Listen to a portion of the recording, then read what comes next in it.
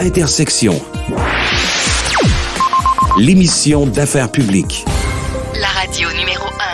La fraude amoureuse n'est qu'une des arnaques qui sévit sur Internet. Il y en a énormément, malheureusement. Une femme de la baie des Chaleurs l'a appris à ses dépens. Elle a perdu 25 000 $ victime d'un beau parleur. Le sergent Frédéric Deshaies de la Sûreté du Québec répond à nos questions avec Michel Morin ici. Frédéric Deshaies, la fraude amoureuse, ça existe depuis quand même longtemps, là, mais c'est quand même des choses qui sont bien présentes là, au niveau de la Sûreté du Québec. Oui, effectivement, ce que les enquêtes tentent à démontrer, c'est que partout au Québec, des gens peuvent être victimes de plusieurs types de fraudes, notamment la fraude amoureuse. Généralement, ça fonctionne de quelle façon, la fraude amoureuse? Ben, en fait, le fraudeur, il rentre en contact avec sa victime, c'est par l'entremise de médias sociaux ou des sites de rencontres, souvent avec des faux profils. Donc, grâce à des techniques de séduction qui peuvent durer un certain temps, ils sont très patients. Donc, ils vont flatter, ils vont complimenter la victime. Ils vont leur dire qu'est-ce qu'ils veulent entendre. Et avec le temps, ben, ils établissent un lien de confiance avec la victime et finalement lui dévoilent des sentiments amoureux.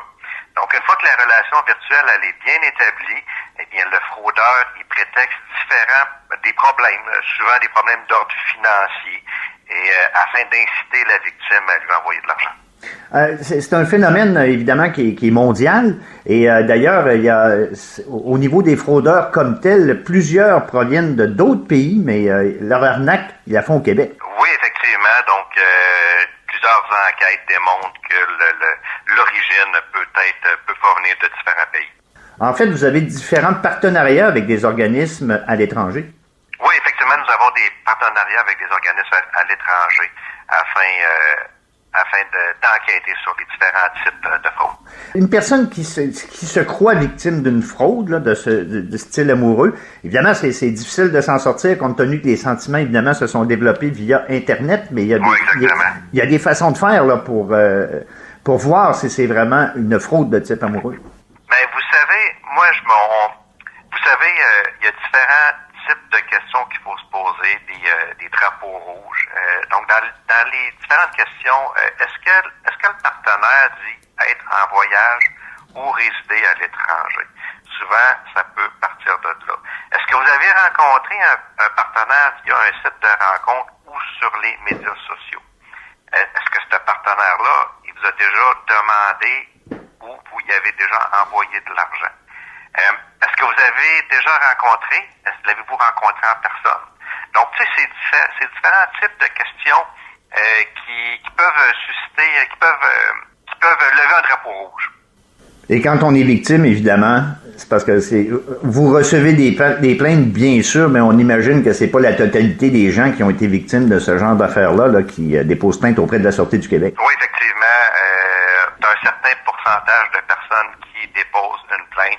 Ce qui est important à savoir quand on est victime, et si ça le dit, vous êtes victime, vous n'avez rien à vous reprocher. Et on incite toute personne qui se croit victime à communiquer avec la Sûreté du Québec ou votre service de police local. Maintenant, il y a un proche qui constate que sa mère, par exemple, ou son père pourraient être victimes d'une fraude amoureuse, peuvent s'impliquer également pour faire prendre conscience à ces personnes-là qui sont sur le point d'être fraudées. Oui, par contre, ce qu'il faut éviter, c'est d'entrer dans le jugement ou de la confronter. Il faut se rappeler que la victime, elle est manipulée. Le jugement des autres pourrait la heurter et elle pourrait se refermer sur elle-même. Donc, c'est l'amener à se questionner et au final de communiquer avec les services de la Sûreté du Québec ou le Centre antifraude du Canada au 1-888-495-8501. 1-888-495-8501, c'est le Centre antifraude du Canada. Mais contactez son service service de police locale si on a des doutes. Ça s'applique aussi. Il faut pas avoir honte, hein, même si ça peut être le cas. Ça joue sur l'orgueil, mais comme le disait M. Deshaies, c'est vous la victime, rien à vous reprocher. Mais pour éviter d'être trop dérobé aussi dans votre compte en banque, c'est préférable d'alerter les autorités. Merci au sergent de la Sûreté du Québec avec nous aujourd'hui pour ces conseils-là, Monsieur Frédéric Déhain.